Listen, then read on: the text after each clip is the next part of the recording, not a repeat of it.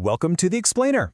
Have you ever wondered how you can take a general, all-purpose AI and transform it into a razor-sharp, specialized genius? Well, today, we're diving into the secret of how to do just that, how to give your AI a PhD in pretty much any subject you can think of. Let's get into it. You know the feeling, right? You ask your AI to draft an email, and sure, it spits out something that's okay, but it doesn't sound like you. It's missing your voice, your specific knowledge, your sense of humor. That's because most AIs are built to be a jack of all trades, but they're really a master of none. We're about to find out how to give it that master's degree. Here's the thing. Even the most powerful, mind-bendingly smart AI models have their limits.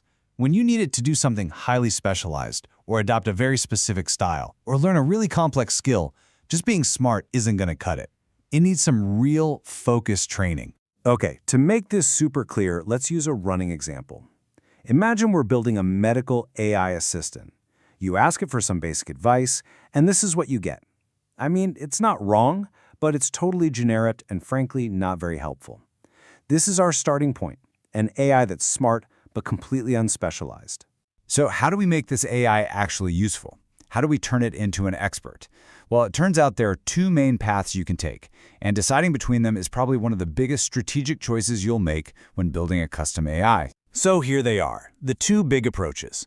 On one side, you have something called RAG. Think of it like an open book exam. The AI's core brain doesn't actually change, it just gets incredibly good at looking up answers from a library of documents you give it.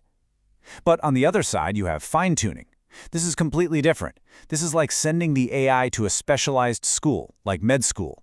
It truly internalizes new knowledge and skills, fundamentally changing how it thinks and behaves.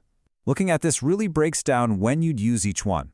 If you need to constantly feed your AI new information and it's critical to cite sources, RAG is your best friend. It's fast and cheap to update. But if you want to teach the AI a specific personality, a unique style, or a complex new skill, if you want to truly change its core behavior, then fine-tuning is the only way to go. It's a bigger lift, for sure, but that's how you create a true expert. And for the rest of this explainer, we're going deep down that path. Okay, so we've decided to send our AI to school. But what kind of school is it? What's the teaching philosophy? Turns out, there are basically three main ways you can approach this. Let's break these down. First up, you have model distillation. This answers the question, who teaches? The idea is you take a massive, super powerful AI like a GPT-4 and have it act as a teacher, creating a perfect data set to train a smaller, more efficient student model. Then there's instruction tuning, which is all about what to teach. This is where you become a curriculum designer, creating an elite set of high-quality examples for the AI to learn from. And finally, there's PEFT. This is the how to teach. It's a set of absolutely breakthrough techniques that make the whole process unbelievably efficient. Let's zoom in on that second one, instruction tuning. Because the quality of that curriculum you design, well, it's everything. And what researchers recently discovered about what makes the best data is kind of mind-blowing. This is the golden rule of AI. It's the oldest saying in the book for a reason. Your model will learn exactly what you show it, warts and all. If you want high-quality output, you absolutely need high-quality input, which, of course, begs the question, what does high quality actually look like? I mean, what would you guess? Stacks of scientific papers, legal contracts, maybe thousands of philosophical texts? Researchers were hunting for a dataset that could push an AI's logical reasoning to its absolute limit, and they found it in, well, a very unexpected place. You heard that right. An online forum where people post these brilliant, seemingly contradictory or foolish statements. Things like, a life-saving fire is actually a fire-extinguishing one, or waiting for a red light is actually waiting for a green light. See, these aren't just silly jokes. They are incredibly dense logical puzzles that force an AI to grapple with nuance, context, and contradiction in a way that normal text just doesn't. And the results? They're just stunning. The base model scored about a 54-ish on a series of difficult benchmarks, but after training on just 240 of these little logical puzzles from the idiot bar, its score shot up to an 83.5. That is an incredible leap, and it proves, without a doubt, that a tiny, super high-quality, cleverly constructed dataset is way more powerful than just drowning the AI in generic text.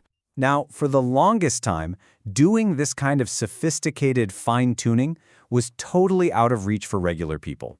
You needed a ton of money and computing power. But a recent breakthrough has completely flipped the script and made this power available to pretty much everyone. Yeah, just a couple of years ago, trying to fine-tune a large model was what our source material calls a sky-high price game. You basically needed access to a whole farm of high-end servers, which cost an absolute fortune.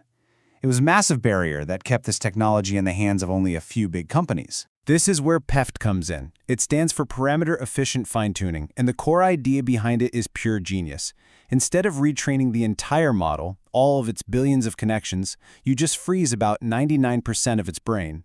Then, you train a tiny little plugin, like an adapter, that attaches to it. The analogy is perfect. You don't rebuild the whole car engine from scratch, you just bolt on a turbocharger to give it a huge performance boost for a very specific task. To really get the impact, just look at these numbers. The old way, full fine-tuning, required over 110 gigabytes of GPU memory. That's more than you could fit on even a single, super expensive server-grade card. Then, a PEFT technique called LoRA came along and slashed that requirement down to around 20 gigs. Okay, now we're talking. That brings it into the realm of a single, powerful graphics card. Much better. But the real earthquake was a technique called QLoRA. It crushed the memory requirement all the way down to less than 6 gigabytes. Let that sink in for a second. The sky-high price game is officially over. This is an amount of memory you can find on a decent gaming laptop. This power is now quite literally in everyone's hands. So, what does this all mean? This democratization of fine-tuning is unlocking a future filled with incredibly powerful, highly specialized AI assistants for everything. To see just how big of a deal this is, let's go back to our medical AI. Remember where we started? With this completely useless generic advice. This is the AI as a generalist. It understands language, sure, but it knows nothing about being a doctor. And this is the AI after it's been fine-tuned on high-quality medical data.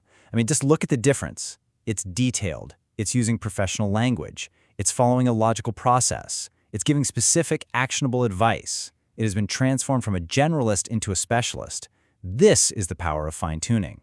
So, the big takeaway here is pretty clear. We're shifting from an era of one-size-fits-all AIs to an era of specialized experts. And we've learned the secret isn't just throwing massive amounts of data at a problem. It's about using clever, high-quality data. And now, thanks to breakthroughs like QLoRA, the power to build these experts isn't locked away in some data center. It's accessible to all of us. So that really just leaves one last question, and this one's for you. Now that you know the secret, and now that this power is really within your reach, if you could build one specialized expert AI, what would you have it do? Thanks for joining us on The Explainer.